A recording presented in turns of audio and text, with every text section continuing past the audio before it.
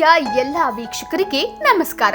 ನಾವಿವತ್ತು ನಿಮ್ಗೆ ಮತ್ತೊಂದು ವಿಶೇಷ ದೇವಸ್ಥಾನ ಇದರ ಪರಿಚಯ ಮಾಡಿಕೊಡ್ತೀವಿ.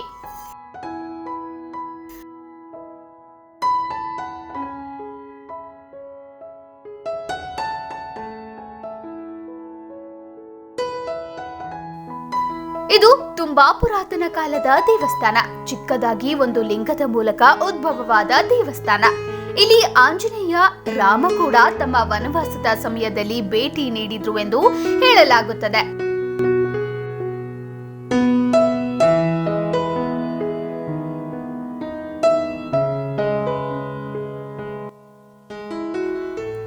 ಇದು ನಮ್ಮ ಬೆಳಗಾವಿಯಿಂದ ಸುಮಾರು 5ರಿಂದ 6 ಕಿಲೋಮೀಟರ್ ದೂರ ಇರುವ ದೇವಸ್ಥಾನ, ಕಲಬುರಗಿಯ ಸಿದ್ದೇಶ್ವರ ದೇವಸ್ಥಾನ. ನಾವು ನಿಮ್ಗೆ ಈ ಒಂದು ದೇವಸ್ಥಾನದ ಬಗ್ಗೆ ಒಂದಿಷ್ಟು ಮಾಹಿತಿಯನ್ನ ಹೇಳ್ತೀವಿ ನೋಡಿ.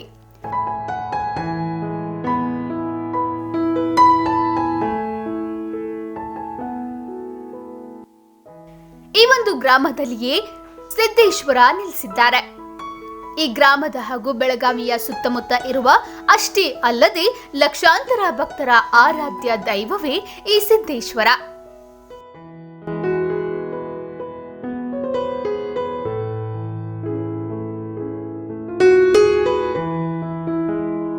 ಇಲ್ಲಿ ಸಿದ್ದೇಶ್ವರ ಅಷ್ಟೇ ಅಲ್ಲದೆ ಅನೇಕ ದೇವಾಲಯಗಳು ಕೂಡ ಇಲ್ಲಿವೆ.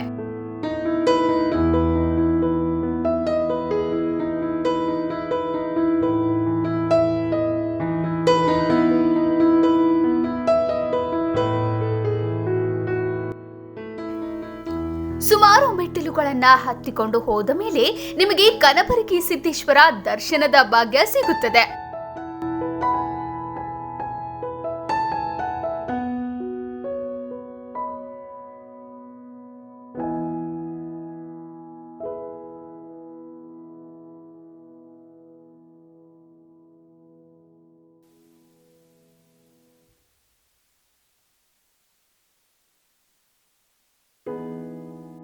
ಮೊದಲಿಗೆ ಹೋಗುತ್ತಲೇ ಸಿಗೋದು ಗಣೇಶನ ದೇವಸ್ಥಾನ.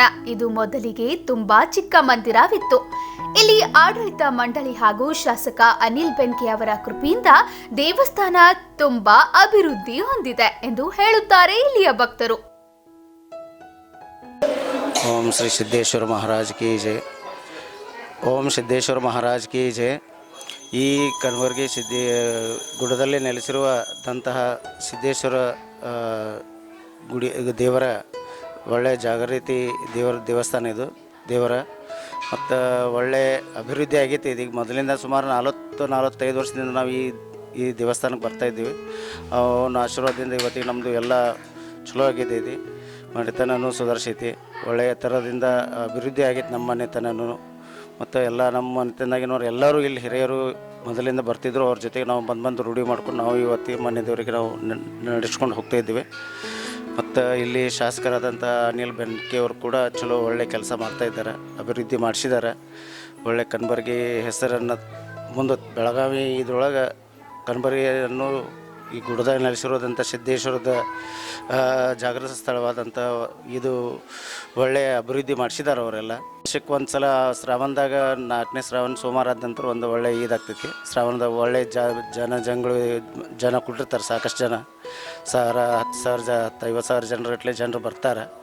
ಮತ್ತು ಮುಂದೆ ಯಾವುದು ಇದ್ರ ಜಾತ್ರೆ ಅಲ್ಲ ಇದು ಅಮಾವಾಸ್ಯೆಗೂ ಕೂಡ ಜನರು ಬರ್ತಾಯಿದ್ದಾರೆ, ಹೋಗ್ತಾಯಿದ್ದಾರೆ. ಮತ್ತು ಶ್ರಾವಣ ಮಾಸದಾಗ ಬಂದು ಹೋಗ್ತಾರೆ ಜನರು. ಅವಾಗ ಒಂದು ಜಾತ್ರೆ ಆಗ್ತೈತಿ. ಹಾಗೆಯೇ ಮೆಟ್ಟಿಲುಗಳನ್ನ ಏರುತ್ತಾ ಹೋದಂತೆ ತುಳಸಿಕಟ್ಟೆ ಹಾಗೂ ಆಂಜನೇಯನ ದೇವಸ್ಥಾನಗಳು ಇವೆ. ಶಿವನ ದರ್ಶನ ಸಿಗುವ ಮೊದಲು ಇಷ್ಟೆಲ್ಲಾ ದೇವರುಗಳ ದರ್ಶನ ಕೂಡ ನೀವು ಮಾಡಬಹುದು.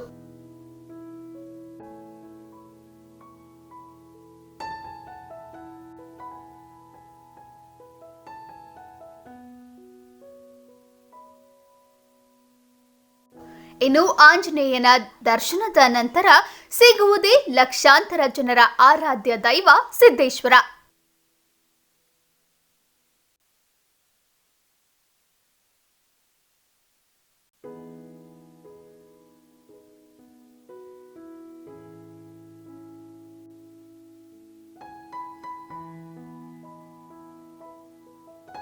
ಬಹುಶಃ ಸುಮಾರು ಜನ ಈ ದೇವರ ದರ್ಶನ ಪಡೆದುಕೊಂಡಿರುತ್ತಾರೆ. ಆದ್ರೂ ನಮ್ಮ ವಾಹಿನಿಯ ವತಿಯಿಂದ ಇನ್ನೊಂದು ಸಾರಿ ಈ ದೇವರ ದರ್ಶನ ನಿಮಗೆ ಮಾಡಿಸುತ್ತೇವೆ. ಇಲ್ಲಿಯೂ ಕೂಡ ಭಕ್ತರಿಗೆ ಮೊದಲಿನಿಗಿಂತ ತುಂಬಾ ಸುಂದರವಾಗಿ ದೇವಾಲಯದ ಆವರಣವನ್ನ ಇಲ್ಲಿಯ ಆಡಳಿತ ಮಂಡಳಿ ಮಾಡಿದೆ. ಅತಿ ಸುಂದರವಾಗಿ ಕಟ್ಟಡದ ನಿರ್ಮಾಣ ಮಾಡಲಾಗಿದೆ. ಜನರಿಗೆ ದರ್ಶನದ ನಂತರ ಕೆಲವೊಂದಿಷ್ಟು ಕಾಲ ಕಳೆಯಲು ಕೂರಲು ಸುಸಜ್ಜಿತವಾದಂತಹ ವ್ಯವಸ್ಥೆ ಮಾಡಿದ್ದಾರೆ.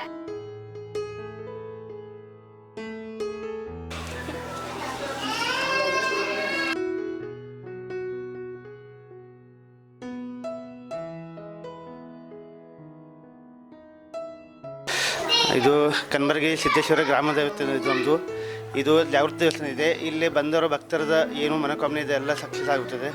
ಅದನ್ನು ನಾನು ರೆಗ್ಯುಲರ್ ಹಮೇಶ ಪ್ರತಿ ಸೋಮವಾರ ಬರ್ತೀನಿ. ಇಲ್ಲಿ ನಾನು ಇರೋದು ಕಂಗ್ರಾಳಿ, ಅಲ್ಲಿಂದ ಇಲ್ಲಿ ದೇವಸ್ಥಾನ ಬಂದು ಹೋಗ್ತೀನಿ, ಕಾಯಂ ಬಂದು ಹೋಗ್ತೀನಿ ರೆಗ್ಯುಲರ್. ಜಾಗೃತ ಇದೆ ದೇವಸ್ಥಾನದ ಒಳ್ಳೆ ಇದು ಇದೆ. ಈಗ ಸರ್ವ ಡೆವಲಪ್ಮೆಂಟ್ ಆಗ್ತಾಯಿದೆ. ಇದರಿಂದ ದೇವಸ್ಥಾನದ ಭಕ್ತರ ಜಾಸ್ತಿ ಇದು ಇಂಪ್ರೂವ್ ಆಗ್ತಾಯಿದೆ. ಸರ್ಕ ಲೆಕ್ಕ ಅಂತೂ ಇಲ್ಲ, ಸುಮಾರು ಇಲ್ಲಂದ್ರೂ 500-600 ವರ್ಷ ಇರಬೇಕು. ಇದಕ್ಕೆ ಜಾಸ್ತಿ ಇರ್ಬೋದು ರೀ. ಹಾಂ, ಈ ನಮಗಂತೂ ಸುಮಾರು 40 ವರ್ಷ ಆಯ್ತು ರೆಗ್ಯುಲರ್ ಬರ್ತೀವಿ ನಾವು. ನಮ್ದು ಪ್ರಾಪರ್ ಊರು ಇದ್ದರೂ ನಾವು ಬೇರೆ ಕಡೆ ಇರ್ತೀವಿ. ಅದು ದೇವಸ್ಥಾನ ಬಂದು ಹೋಗಿ ಪ್ರತಿ ಸೋಮವಾರ ಬಂದು ಹೋಗ್ತೀವಿ. ಇನ್ನು ಈ ಒಂದು ಬೆಟ್ಟದ ಮೇಲೆ ನಿಂತು ನೋಡಿದ್ರೆ ಪ್ರಕೃತಿಯ ಸೌಂದರ್ಯದ ಆನಂದವನ್ನ ಕೂಡ ನೀವು ಪಡೆಯಬಹುದು. ತುಂಬಾ ಸುಂದರವಾದ ವಾತಾವರಣ ಬೆಟ್ಟದ ಮೇಲಿಂದ ನೋಡಬಹುದು.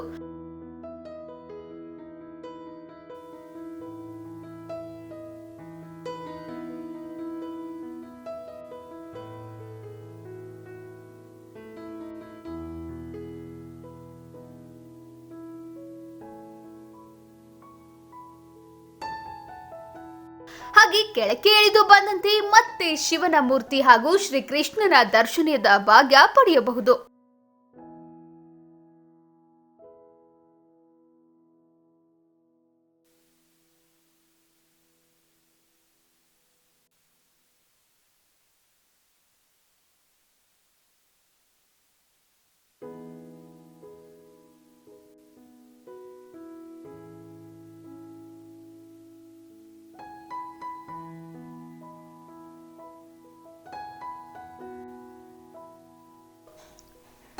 ಇದೇನು ದೇವಸ್ಥಾನದ ದರ್ಶನ ತೋರಿಸುತ್ತಿರುವ ಮಧ್ಯದಲ್ಲಿ ಜೇನುಹುಳುಗಳನ್ನ ತೋರಿಸುತ್ತಿದ್ದೀರಾ ಅಂತೀರಾ?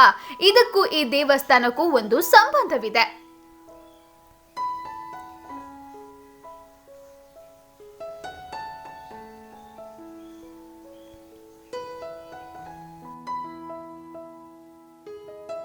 ಈ ಜೇನುಗಳು ಇಲ್ಲಿ ಸುಮಾರು ವರ್ಷಗಳಿಂದ ಇವೆ. ಇದೊಂದು ಜಾಗೃತ ಶಿವನ ದೇವಸ್ಥಾನ ಇದ್ದುದರಿಂದ ಇಲ್ಲಿಯ ಜನ ಏನಾದರೂ ಕೆಟ್ಟ ಕೆಲಸ ಕಾರ್ಯ ಅಥವಾ ತಪ್ಪಾಗಿ ನಡೆದುಕೊಂಡು ಬಂದಿದ್ದರೆ ಈ ಜೇನುಹುಳುಗಳು ಸುಮಾರು ಜನರಿಗೆ ಕಚ್ಚಿದ ಉದಾಹರಣೆಗಳು ಕೂಡ ಇಲ್ಲಿವೆ.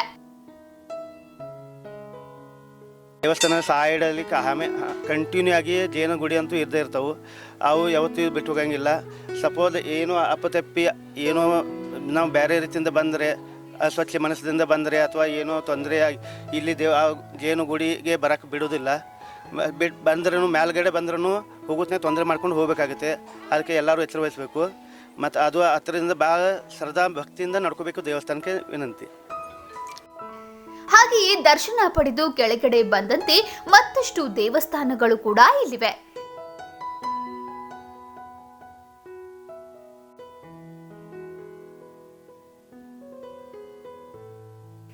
ಇದು ನೋಡಿ ಅನ್ನಮಂಟಪ. ವರ್ಷಕ್ಕೆ 2 ಬಾರಿ ಇಲ್ಲಿ ವಿಶೇಷ ಜಾತ್ರೆ ನಡೆಯುತ್ತೆ. ಒಂದು ಬಾರಿ ಕೊನೆಯ ಶ್ರಾವಣ ಸೋಮವಾರದಂದು ಮಹಾ ಶಿವರಾತ್ರಿಯಂದು ಇಲ್ಲಿಯ ಜಾತ್ರೆ ನಡೆಯುತ್ತೆ. ಈ ಜಾತ್ರೆಯಲ್ಲಿ ಇಲ್ಲಿನ ಊರಿನ ಜನ ಎಲ್ಲ ಭಾಗಿಯಾಗಿ ಅತ್ಯಂತ ಅದ್ಧೂರಿಯಾಗಿ ಜಾತ್ರೆಯನ್ನ ನಡೆಸಿಕೊಡ್ತಾರೆ. ಈ ಒಂದು ಜಾತ್ರೆಗೆ ಬೆಳಗಾವಿ ಅಷ್ಟೇ ಅಲ್ಲದೆ ಅಕ್ಕಪಕ್ಕದ ಜನ ಕೂಡ ಇಲ್ಲಿ ಭಾಗವಹಿಸಿ ಸಿದ್ದೇಶ್ವರ ಕೃಪೆಗೆ ಪಾತ್ರರಾಗುತ್ತಾರೆ.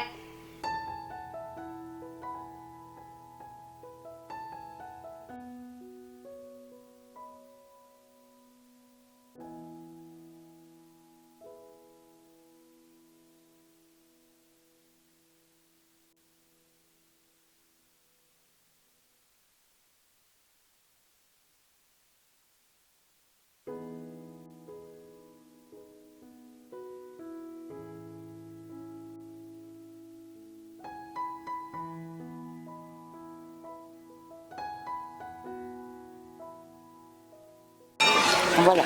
हॅलो, मी M G Kakade, Arvind textile, Belgaum. मी लहानपणापासून इथं सिद्धेश्वराला येत असतो आणि हा खरोखर नवसाला पावणारा देव आहे. आणि इथं इतका आनंद वाटतो मनाला की म्हणजे त्याला शब्दामध्ये त्याला हे नाही आहे, शब्द नाही आहेत, शब्द अपुरे आहेत. आणि हे अतिशय सुंदर आणि सृष्टी सौंदर्य असं हे ठिकाण आहे आणि आनंद वाटतो आहे. बस एवढंच. वर्षापासून हे स्थळ आहे की ते असं निश्चित असं त्याचा काल मलाही माहीत नाही आहे, पण बऱ्याच दिवसापासून आहे आणि खूप चांगलं आहे. आणि या माझ्या श्रद्धेमुळं मला या परिसरामध्ये जी जागा मिळाली ती अतिशय सुंदर जागा, तिथं मी बिल्डिंग बांधलेली आहे आणि जवळच आहे. त्यामुळं हां, इथं पूर्वी काही मधमाशा वगैरे होत्या, त्यामुळं आम्ही मध्ये येत नव्हतो. तर आता तो त्रास नाही आहे आणि प्रत्येकाने यावं इकडं. आणि कणबर्गीची जे काय एक वस्ती आहे ते इथं खरोखर म्हणजे बऱ्याच दिवसापासून येत असतात. श्रावण सोमवार हा उत्सव असतो आणि हा शेवटच्या सोमवारी प्रसाद असतो. बस. ಬೆಳಿಗ್ಗೆಯಿಂದ ಸಂಜೆಯವರೆಗೂ ಅನ್ನದಾನ ಇರುತ್ತೆ. ಇನ್ನು ಜಾತ್ರೆಯ ಮುಂಚೆ ಈ ಒಂದು ಸಿದ್ದೇಶ್ವರ ಮೂರ್ತಿಯನ್ನ ಪಾಲಿಕೆಯಲ್ಲಿ ಊರಿನ ತುಂಬಾ ಮೆರವಣಿಗೆ ಕೂಡ ಮಾಡುತ್ತಾರೆ.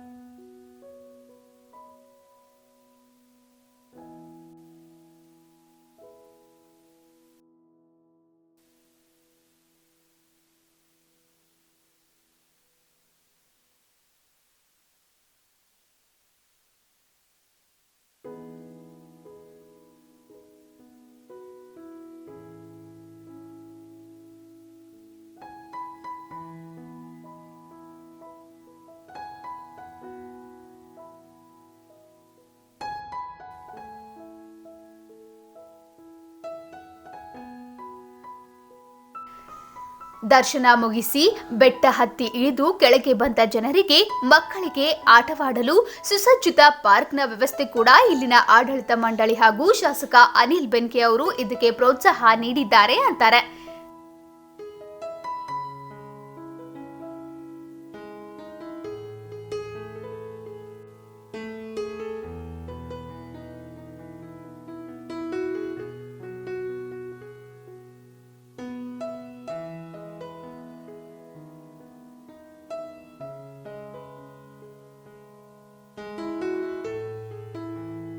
ಇದೊಂದು ಅತ್ಯಂತ ಸುಂದರವಾದ ಸ್ಥಳ. ಭಕ್ತಿ, ನೆಮ್ಮದಿ, ಆಟ ಹಾಗೆ ಬೆಟ್ಟ ಹತ್ತಿ ಇಳಿಯುವುದರಿಂದ ನಿಮ್ಮ ದೇಹಕ್ಕೆ ವ್ಯಾಯಾಮ ಕೂಡ ಆಗುತ್ತೆ. ಈ ಒಂದು ಕ್ಷೇತ್ರಕ್ಕೆ ಭೇಟಿಯಾಗಿ ನೀವು ಶಿವನ ದರ್ಶನ ಪಡೆದುಕೊಳ್ಳಿ. ಮತ್ತು ಇದು ಮುಂಚೆಗಿಂತ ತುಂಬಾ ಮಟ್ಟಿಗೆ ಅಭಿವೃದ್ಧಿ ಹೊಂದಿದ್ದು ಇದೊಂದು ಪ್ರೇಕ್ಷಣೀಯ ಸ್ಥಳವಾಗಿ ಆಗಬೇಕೆನ್ನುವುದು ಜನರ ಹಾಗೂ ನಮ್ಮ ಆಶಯ ಕೂಡ ಆಗಿದೆ. नमस्कार, मैं यहाँ कनबर्गी के सिद्धेश्वर टेम्पल से बात कर रही हूँ. और ये जो टेम्पल है बहुत ही पुराना और बहुत सात्विक है और बहुत जागृत भी है. यहाँ के लोग रामतीर्थ नगर और कनबर्गी और यहाँ के आसपास के सभी लोग यहाँ पे आते हैं और अपनी मन्नतें मांगते हैं. बहुत ही जागृत है और अभी ये 1-2-3 साल में तो इतना ज़्यादा डेवलप हुआ है, बहुत अच्छा किया है यहाँ पे. और सभी लोगों के लिए जागृत के साथ साथ यहाँ पिकनिक स्पॉट्स बने हैं और महाप्रसाद वगैरह यहाँ होते हैं. शिवरात्रि का जो कार्यक्रम है ये बहुत ही बड़े पैमाने पे होता है यहाँ पे. इसीलिए सभी लोगों से निवेदन है, जिसको भी किसी को भी रामतीर्थ नगर देवस्थान यहाँ आना है अगर सिद्धेश्वर के, तो प्लीज़ ज़रूर आइए, एक बार यहाँ का दर्शन कीजिए. हर हर महादेव. ಇದೊಂದು ಪ್ರವಾಸಿ ತಾಣ ಆಗ್ಬೇಕ್ರಿ. ಎಲ್ಲರೂ ಬಂದು ಇಲ್ಲಿ ನೋಡುವಂಗೆ ಆಗ್ಬೇಕು. ಇನ್ನು ನಾವು ಬೇರೆ ಕಡೆ ಎಲ್ಲ ಕಡೆ ನಾವು ಹೋಗ್ತೀವಿ ಅಲ್ಲಿ ಅದೇ ಇಲ್ಲಿ ನಮ್ಮ ಬೆಳಗಾವಿದಾಗ ನಮ್ಮ ಸಿದ್ದೇಶ್ವರ ಒಂದು ಪ್ರಸಿದ್ಧಿ ಪ್ರವಾಸಿ ಸ್ಥಾನ ಆಗ್ಬೇಕಂತ ಹೇಳಿ ಇನ್ನೂ ಇಂಪ್ರೂವ್ ಆಗ್ಬೇಕ್ರಿ. ಇದೆಲ್ಲರೂ ಬಂದು ನೋಡುವಂಗೆ ಆಗ್ಬೇಕು. ದೇವಸ್ಥಾನ ಇದೆ ರೀ, ಭಾಳ ಜಾಗೃತಿ ಇದೆ ರೀ. ಇಲ್ಲಿ ಮೇಲಿಂದ ಎಲ್ಲ ಕಡೆಯಿಂದ ಜನರು ಬರ್ತಾರೆ, ಇಲ್ಲೇ ಅಲ್ಲೇ ಅಂತಿಲ್ಲ, ಎಲ್ಲ ಕಡೆಯಿಂದ ಬಂದವ್ರದ್ದೆಲ್ಲ ಸಂಕಲ್ಪ ಪೂರ್ತಿ ಆಗುತ್ತದೆ. ಮತ್ತು ಇನ್ನೂ ಸ್ವಲ್ಪ ಡೆವಲಪ್ ಆಗಬೇಕಾಗೈತಿ. ಮತ್ತು ಆದರೂ ಭಾಳ ಡೆವಲಪ್ ಆಗೈತಿ, ಇನ್ನೊಂದು ಸ್ವಲ್ಪ ಆಗಬೇಕಾಗೈತಿ. ಪ್ಲೀಸ್ ಎಲ್ಲರೂ ಬಂದು ಒಂದು ದೇವಸ್ಥಾನಕ್ಕೆ ನೋಡ್ರಿ, ಭಾಳ ಚೆನ್ನಾಗಿದೆ ದೇವಸ್ಥಾನ. ಪ್ರವಾಸಿ ತಾಣ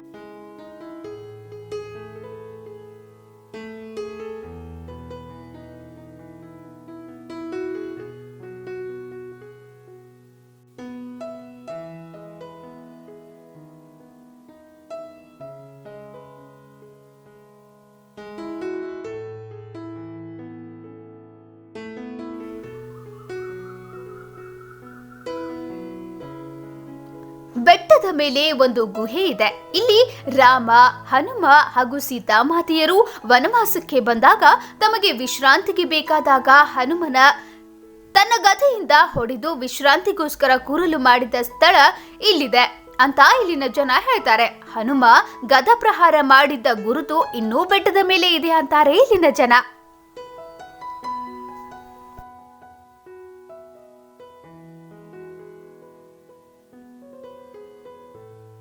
ಮತ್ತೆ ಇನ್ನಷ್ಟು ಹೊಸ ಸುದ್ದಿಯೊಂದಿಗೆ ನಿಮ್ಮನ್ನ ಭೇಟಿಯಾಗಿ ಹೊಸ ವಿಷಯದ ಬಗ್ಗೆ ಮಾಹಿತಿ ಕೊಡ್ತೀವಿ. ಎಲ್ಲರಿಗೂ ನಮಸ್ಕಾರ.